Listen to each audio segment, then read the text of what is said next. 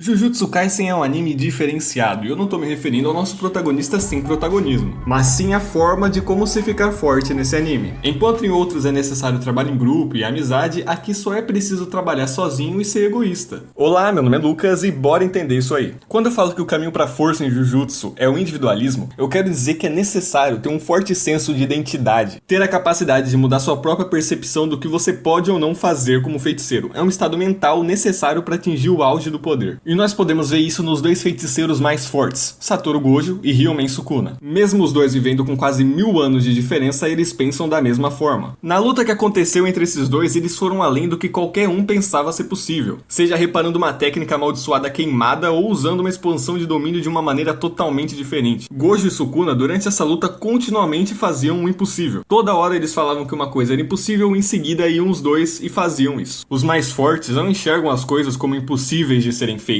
Eles continuam tentando superar o outro de uma forma ou de outra. Eles possuem um forte senso de identidade, capaz de impulsioná-los a novos patamares de poder nunca antes explorados. Nesse vídeo eu vou mostrar pra vocês como o poder de Jujutsu é basicamente ser egoísta, alcançando seu próprio senso de identidade, assim como Gojo e Sukuna fizeram. Mas afinal, o que é esse tal senso de identidade? Ao longo da história, a maioria dos personagens que aparecem no topo de poder tem essa característica em comum, e é simplesmente ser capaz de mudar a maneira como você percebe a si mesmo para ignorar qualquer dúvida sobre sua própria capacidade. E não importa quem seja seu oponente, é tentar vencer usando tudo que você tem. Para entender isso melhor, bora voltar pro capítulo 58 do mangá, durante o segundo encontro com uma maldição que carregava o dedo do Sukuna. Depois de ser nocauteado, Megumi lembra do treinamento que ele pediu pro Gojo. Ele pediu esse treinamento especial porque ele pensou que tinha sido superado pelo Yuji, tanto em poder quanto em potencial. Gojo fala pro Megumi que quando se trata de potencial, ele é definitivamente superior ao Yuji. Mas se ele é superior, por que ele tá perdendo? O que tá aumentando a distância dele com o Yuji? Apenas uma coisa separa ele do Yuji, o mental. Então Gojo fala pro Megumi que ele não tem um forte senso de identidade, ele não sabia como dar o melhor de si mesmo em uma luta. Para exemplificar isso, o Gojo usa o jogo de beisebol como exemplo. Ele questiona a decisão do Megumi de deixar a bola vir para garantir que a Nobara pudesse avançar, comparando a decisão de Megumi com a de Yuji. Alguém como o Yuji sempre está buscando os limites até o final, sempre rebatendo a bola com toda a força. E ele também tem mais resiliência do que a maioria, mental e física, para sempre continuar tentando vencer. Gojo diz que não importa quantos aliados você tem ao seu redor, você sempre vai morrer sozinho. O Megumi está continuamente sacrificando sua individualidade para continuar trabalhando com os outros. Gojo diz que ele está subestimando a si mesmo, em vez de imaginar uma versão mais forte de seu próprio futuro. Isso acontece porque o Megumi é muito dependente do Mahoraga, um Shikigami que é basicamente um último recurso para qualquer cenário ao custo da vida dele. Gojo diz que se ele continuar pensando assim, ele não conseguirá se equiparar a ele ou até mesmo Nanami. Gojo encerra a conversa dizendo que vencer morrendo e vencer mesmo se morrer são duas coisas completamente diferentes. Vencer morrendo é abrir mão de si mesmo para garantir a vitória, mas ao custo do seu próprio futuro. Enquanto vencer mesmo se morrer é tentar vencer por si mesmo, apesar da incerteza. Gojo diz para ele começar a dar o seu máximo e não tem problema nenhum ser egoísta. Então o Megumi recobra a consciência e imediatamente tenta invocar o Mahoraga. Mas dessa vez então ele se lembra do Sukuna. O Sukuna tinha perguntado para ele por que ele tinha fugido daquela maldição. Ele simplesmente não conseguia entender como um feiticeiro como o Megumi, usuário das 10 sombras, não aproveitou aquela chance de usar a maldição para o crescimento de si próprio. Ele até chega a dizer que o Megumi é um baita de um potencial desperdiçado. Ele esperava ver o Megumi ultrapassando seus próprios limites, pois são situações como essa que definem um feiticeiro Jujutsu. Então nós voltamos pro Megumi e parece que finalmente ele entendeu o que o Sukuna e o Gojo queriam dizer. Então ele resolve seguir o conselho dos dois, imaginando uma versão mais forte de si mesmo que ultrapassou seus limites atuais. Então ele junta as mãos e pela primeira vez convoca sua expansão de domínio, Jardim das Quimeras Sombrias. Megumi finalmente ganhou um senso de identidade, ele começou a lutar por si mesmo. Ele não tá mais apenas tentando derrotar o portador do dedo, ele tá tentando crescer acima de tudo. Depois que ele abriu sua expansão de domínio, ele não duvidou mais da sua capacidade de vencer. Continuou a reinterpretar e aprimorar o seu poder. Mas o verdadeiro segredo, a chave para se tornar forte no mundo Jujutsu, é dar like e se inscrever no canal. Rapaziada, o Sukuna é o mais forte porque ele se inscreveu no canal lá na Era Heian. Eu lanço vídeo todas as semanas falando de animes em geral, e sua presença aqui me dá energia para continuar, então eu conto com seu apoio. O crescimento de um feiticeiro não é uma coisa fácil, mas ter uma base sólida, habilidades e imaginação pode ajudar o feiticeiro a evoluir graças aos eventos mais sutis. Os capítulos dedicados ao passado de Gojo são ótimos exemplos disso. Toji e Gojo são completamente diferentes, mas ambos nos ensinam partes da mesma coisa: a importância de ter um forte senso de identidade. identidade, Toji é um lutador completamente desvinculado do mundo Jujutsu, um homem sem nenhum pingo de energia amaldiçoada. Gojo, por outro lado, é o oposto completo. Ele nasceu com 6 olhos, e é a técnica amaldiçoada do ilimitado, e está ligado ao mundo Jujutsu pelo próprio destino. Depois de voltar da sua primeira luta com Toji, Gojo consegue se levantar diante dele e até afirma que se sente como se estivesse novo. Toji perdeu para Gojo porque ele se afastou do seu verdadeiro eu. Ele estava motivado a querer destruir o mundo Jujutsu, que ali era representado pelo Gojo, como se estivesse querendo provar alguma coisa. Já Gojo, por sua vez, finalmente começou a se entender. Ele não lutou por Rico ou por Geto, ele simplesmente aproveitou tudo que tinha naquele momento. E nesse momento que temos um painel icônico do Gojo, se autodenominando o honrado. O que, aliás, segundo o Gege,